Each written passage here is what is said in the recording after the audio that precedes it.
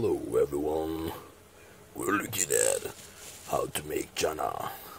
Chana ania fresh sat kopang. Au Benjamin na ti dan taka.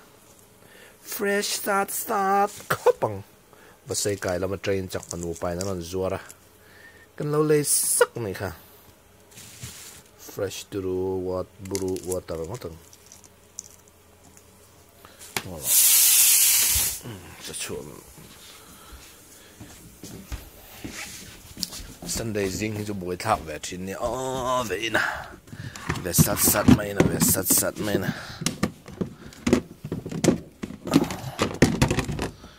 yes golden crown peace in brine hay hiện tùy giọt tụ ngay nè tùy giọt chim cái chi pi flat cái chú thì hiện là sella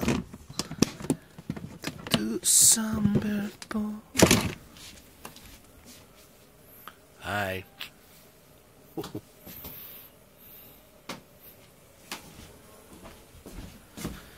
Back to my green peas. Have buổi thảo về. Hello, xem lộc lộc. Hi. Hàn tị tụi khăn ống về tụi mang bốc xì lâu à. Mà đi về tị dèo mày hình ai à. Selfie stick lệ ngay nè. Đi nôm mày. Rồi rằng ai lại chuyện uy về tất bốc xì uy chuông lâu na lâu sẽ đẹp palang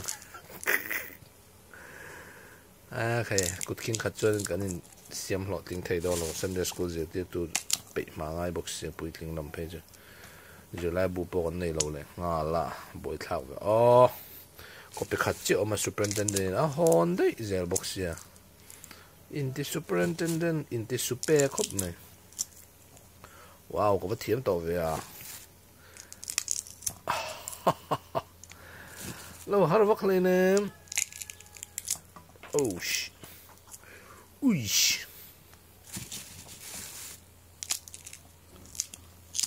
Ai da.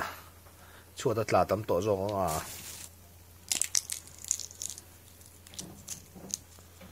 Tuy nhiên căng sát đồn này. Electric kettle lâu lum chi á, cái này để hiểu về á, mình hát tỏ về sao chứ,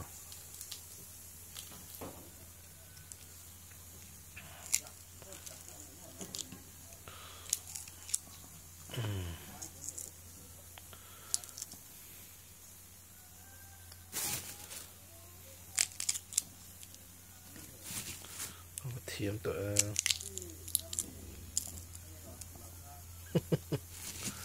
tâm về tao nữa con thì ngay em có sẽ lâu à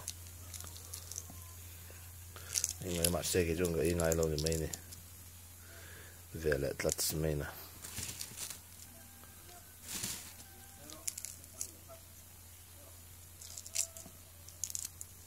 cút kinh khát cha na khẽ răng đờ competition sẽ chuộc về tops.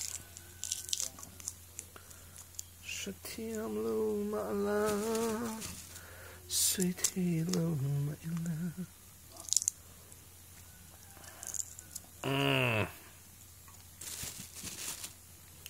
có mga upalian tlong akan mo chula madam chatura ngay la ani po tang ga line lel sipayan ti ve tho ania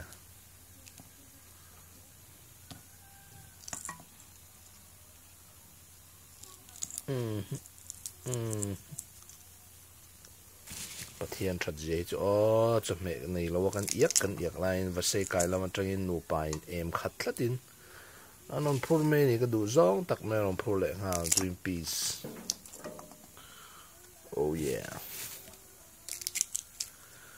ami te hiru drama kan oma phal lo này lâu te reng po ni la kan vui thei lawang mesakate sedrakate abednago te angkhan he mai pu tai min chan chuak don lo ma se olal bel chibai kan book chuang lawang che anti angkhan ei tu min pe don lo ma se kan vui thei chuang lawang kan tor hilal pan phalani amara cho tu tor na phe na chun mal som na oma tor na phe na mal som na kan ti hi nge kan ti chuan mi tam takin kan experience dan po lawin ang lo mai thei kan se om po le chung lama ma kan score char ti na ni maya a in record zel box ya kan thil ti activities zong hi record ve kani chuan a se om a har sat po le chung lama ma ka thating ni maya chumi chu kan sherenga har sat na po se om na po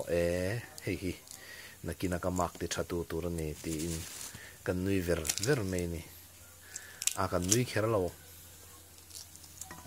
thilung arukin alo mani mo base na lung kan me ni chu base na chu ani ring tu te min norkal tu chu ni base kan ne ya chu mi chuan min sa trong takin han ti ve khang la min motivate ni tlat mai na kut king khata chana khe te kalo thiam pha ta chinga venga omelain tika ma kut king khatin chana ka khe dem don lo sim che tok to yo lo mo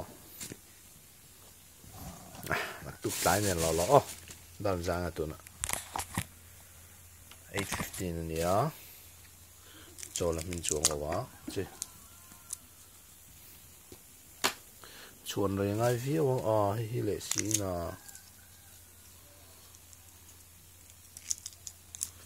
tu sat don tu ki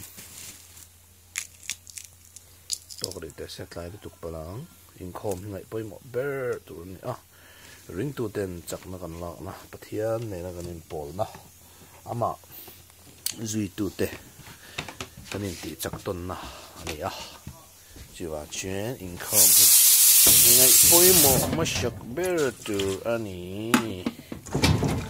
kan lo